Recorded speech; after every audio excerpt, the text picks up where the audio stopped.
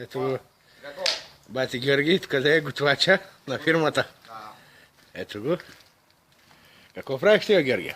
Ето къде скарата приготвям, месото и ориза готов и той вече. И ориз, и месо, и шишови правиш тук къде? Оригинално, няма проблем. Лука нарязал, чеката, бертийската, биричката, там руската, балтиката. Биличката до мене.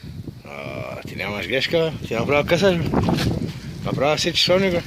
Манджата така ориза готов. Каквата с тенджера шарената е? Да, специална. Ориза на тенджера, защото няма пурна. Да. Лук се слага тук на шиша, гледате, както виждате. Парче месо, биричка и водка. И водка. На тумбак. Водката е на тумбак. Добре. Ето огъня ще запалили тук, де. Ще има скара, гледам. Нещо ще става тук, де. Кой ще стане, не знам. Ето камера на Георги тук, де. Ето колелото за 40 евро. Кирак ти кое води скъпе? Да, бе. Много колела, карак. Те направо къса, има стопи, джанти, всички, лети джанти има. Тоско е Панчо, я го смея. Ето с Панчо, колегата, ето го. Може да го познае някой, ще му правим материал за Фейсбука. Ето го колегата откъде. И ти си взимал телефон? Телефон, не, то си го има, мое. Това То си има. Не ще го смена. Скоро време ще го смена.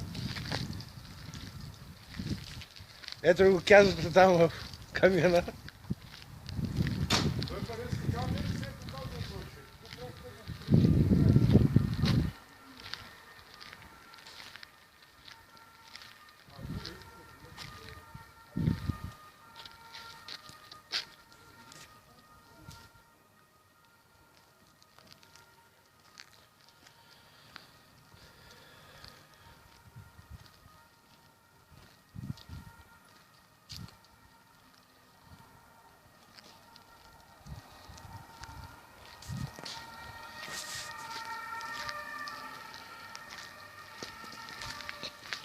Георги, ще падне ядене, ще има чакане, нали? Давай, няма проблема.